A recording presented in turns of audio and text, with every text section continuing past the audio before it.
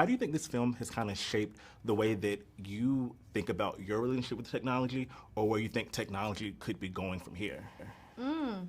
Man, it's a great question. I think that the filmmakers did an incredible job of exploring some kind of scary themes around technology, around our dependence upon technology and our lack of connection with real humanity. You know, we're divorcing ourselves from reality in a way and being passively entertained to death, and I get that. And but that's not something you really like talking about. It feels a little lectury and a little preachy, and so to be able to wrap that message in sort of the beauty and the tasty candy hamburger of this film, I think, was a real feat to be able to pull off. I think that like the whole conversation about technology, AI has been boiling over the years, and so this film, I feel like, has that conversation kind of come to a head, so people can start to question what does that relationship look like in the future with technology. And I think there's just a balance. I think technology can be really great, informative, and educate people, but I also think that it can take people out of reality, you know, have people disassociate with kind of the reality of what really life is, connection, human connection, family, take you away from those really important moments. So I think hopefully this film, and they've done it in such a tasteful way where it's not too, again, in your face and really, you know, pushing a strong message, but it's kind of the underbelly of the film. And I was thinking about how I think in relationship to AI, you know, people like to have their lives easier. Like, we want things to be like more simpler for us. So sometimes I'm thinking about, like, you know, when I want to do errands, when I want to go errands, can I have someone do that for me, things like that. And I think seeing that in this film, seeing like, okay, if I'm just going to be sitting down here, but my essence is out doing that visual makes you think, maybe this isn't a good idea. Maybe everything shouldn't be as easy as it should. I think that's a really great point, Trey, because there's purpose in the day-to-day tasks required for survival. And if you shop all of those out and automate all of those, you're really left to do nothing but be a sort of, you know, purposeless consumer of algorithm-driven content. You know, when I was a kid, we didn't have this type of technology. I grew up in this era, so, you know, you had to find a way to entertain yourself, and I really they say that necessity is the mother of invention, but boredom is the mother of creativity. And I think, how are we going to raise a generation of creative people if everything is kind of spoon-fed for them? You know, I can't. As a kid, I didn't have a passive entertainment. I would just be out sitting on a haystack, you know, dreaming of what I wanted to do that day, or, you know, God forbid, having to endure being bored. We need to entertain ourselves. That's basically the story. Yes, exactly. Yes. Well, thank you both so much for chatting with me, and I can't wait for more people to see this film. Thank you. What about the world building in this film specifically attracted you to the project and made you excited about diving into all of what this film had? Well, exactly that the Russo brothers are so good at it. So if you're going to enter into a film like that, they're the ones you want heading it.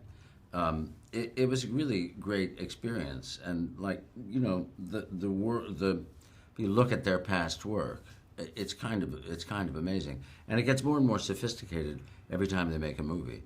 So how could you not want to be a part of that? Yeah, for me, I have the same feeling. To be dropped into a world virtually, or even a world that's created in a VXF fashion, allows my imagination to soar. You know, Colonel Bradbury's in so many different places, all originating from one very warm, cozy office until he puts on that Neurocaster. But then he's a part of all these other worlds, on the battlefield, you know, in the laboratory, you know, chasing these two that he's trying to get. So I have to dream that up because it's being made separately from what I'm doing, and for me, that allows me to be very childlike in many ways, and unjaded, and for me to see it as I see it until I see it as they see it when they put it all together. So to me, it's the way to make film, and to do it the way they've done it is certainly a tribute to who they are as directors and creators.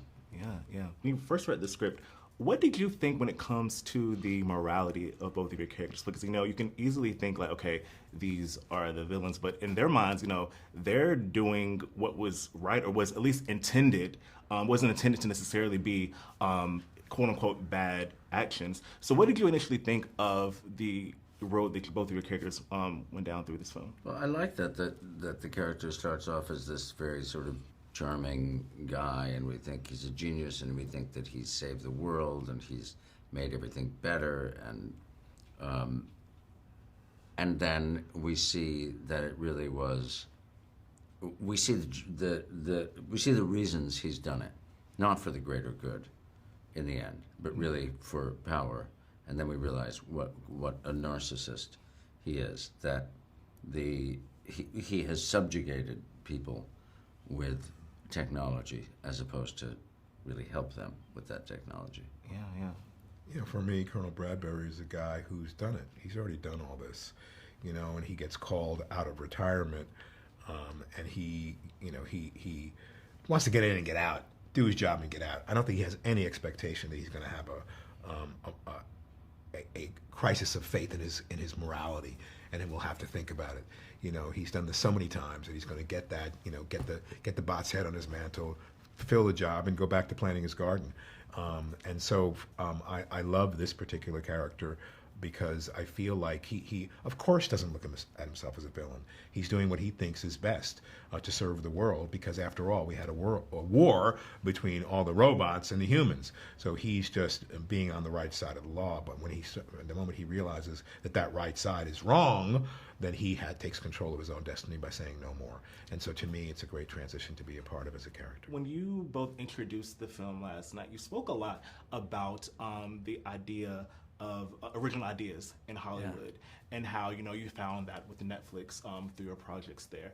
How do you think The Electric State kind of exemplifies the idea of having fully original stories, be able to craft those out in Hollywood, considering sometimes that's not necessarily what a lot of people gravitate towards, even though we always crave new it's stories. risky, right? Because they're expensive, new ideas, especially big CG worlds like this.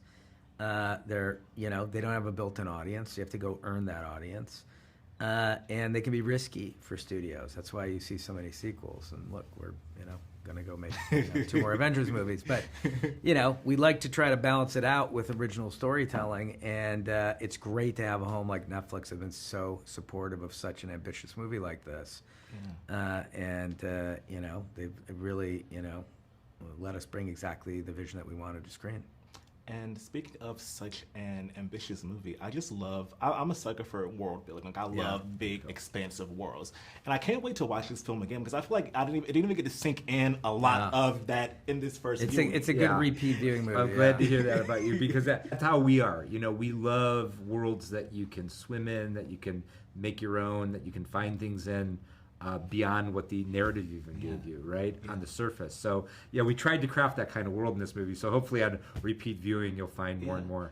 Were there any references or, like, you know, thoughts you had as far as how you wanted to make this world feel? Yeah, I mean, it was, for us, we kept calling it a live-action Pixar movie, right? Like, we wanted, like, the depth of the storytelling, the laughter, the tears.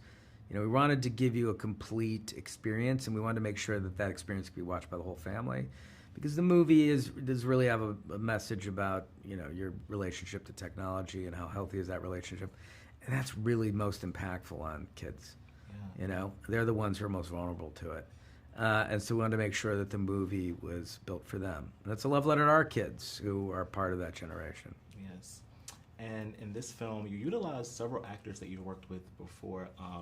You know, such as Stanley Tucci, such as Chris Pratt, of course. Yeah. Do you see yourselves as actors who, you know, as filmmakers who have go-to, you know, these spheres and creatives that you like to reuse and stuff for projects?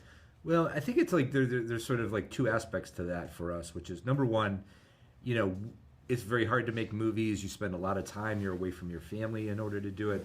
So the people that you're spending time with making that movie with is extremely important. You know, you want to have people who bring excellent energy, who are great collaborators, who are dedicated to the movie, where the movie is the biggest thing, bigger than all of us, trying to make it. and you want to just have a good time with the people you're working with. But also along with that is as you get to know an artist more and more over time, you start to discover other colors and other layers in them. So part of the great thrill for Joe and I, getting to work with people multiple times, is we get to find new expressions for them. I mean, Anthony Mackie's voice acting in this movie for the robot Herman is completely thrilling. I don't think anyone will even be able to recognize it as Anthony Mackie, but he had a ball with that role. We had a ball collaborating with him on it. But I think that's just a great example of like, that was something we can do, even though you don't see anything like that in Anthony Mackie's history as an actor. That's something that we can see in him with our personal relationship over the years. Yeah.